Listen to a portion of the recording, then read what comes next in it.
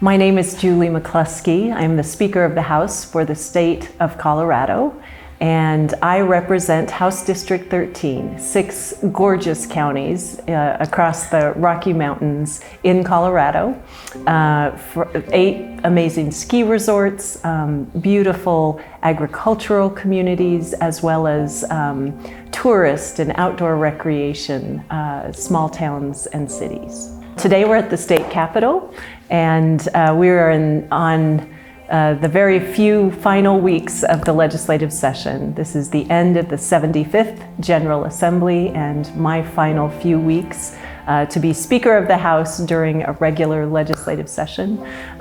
So a very busy time of year. We are passing a lot of bills and working hard to deliver on the promises we've made to the people of Colorado.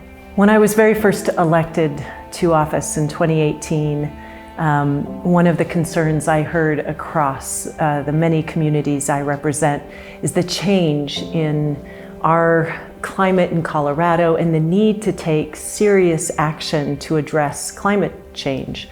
I was so proud in 2019 that one of the first pieces of significant climate action that we took was a bill that established climate goals in statute. We were one of the first in the nation to to lead and say that, yes, it is the responsibility of government to tackle these dramatic shifts in climate that we are seeing across the landscape. And I believe that in my community in particular, when you look at our beautiful, pristine environments, when you look at our waterways, we are seeing dramatic impacts. In 2020, we saw a series of devastating wildfires that were explosive, catastrophic to communities, to our environment, to wildlife. And it is really important that the state continue to lead in this space, that we continue to push towards more sustainable, renewable energy sources, that we continue to protect our waterways, that we invest in water projects that will conserve every drop we can in this state, not only for Coloradans, but for the entire American West. I am concerned about the very frightening lack of snow that we have had this year. It is troubling. In my community, I've been able to see the front lawn of many of my neighbors, and during March and April, we normally still have a few feet of snow. So it is worrisome, the drought impacts that we are feeling, certainly in our tourist and recreation economies, but also in our agricultural communities. I really believe that government works best when it works in a problem-solving mode, not in a political and partisan mode. And I've been very proud that Western Slope legislators have led together, Republicans and Democrats, trying to address the problems that we face. Colorado has a majority of Democrats in the House, the Senate, and the governor. And I think because of that, we've been able to lead with very progressive policy. Not many states in the West, in particular, facing the kind of climate impacts that we're facing, have the ability to move forward on renewable energy answers, right? We've made progress in making sure that whether we're talking wind or solar or geothermal, that we are thinking about how we can innovate and use renewable, sustainable energy sources for the demands that we're facing in our communities today. I believe that Colorado has been a kind of a beacon of hope on what you can do on so many fronts, whether it's conservation or innovative policies, energy policy strategies. It is thinking about how we can come together, solve these problems in a bipartisan way, and I think renewable energy has been one of our top priorities. You know, the impacts of the war in Iran are being felt at the gas pump. We saw today that oil is now trading at $120 a barrel.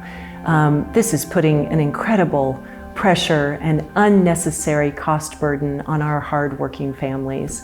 I'm troubled by what that means for us. And as we look at oil and gas production, We know that it is a necessary evil today. We are dependent on oil and gas, but we have to press to move to a clean energy future. We have to continue with our momentum to make sure that we take action today to save this planet, this state, this nation, this planet, for our children and generations to come. And so while we are facing these very real threats, I do believe in the voices of the people. I believe that in my communities that I represent, people are speaking loud and clear that they want to see us stand up for our environments, our climate, our water. They want to see us protect our natural resources, and I think we are taking the action to do that, and certainly we need to stay vigilant given the threats we're facing at the national level.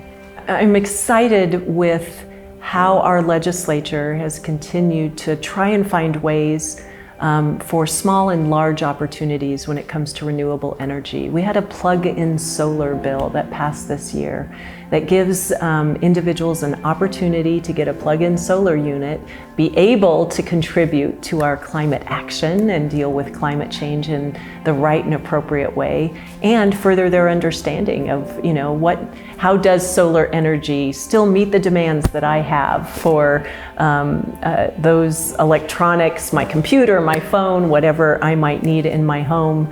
That's the way that I think we connect with people and help them see that renewable energy can be a part of our state solution in addressing climate change in even the smallest levels, in those personal levels. So excited that we need to keep making opportunities available to our public, and we need to continue education. People need to understand how critical it is that our state move towards more renewable energy. That's a priority for all of us. It should be, and I'm delighted that I've been a part of that effort these past few years.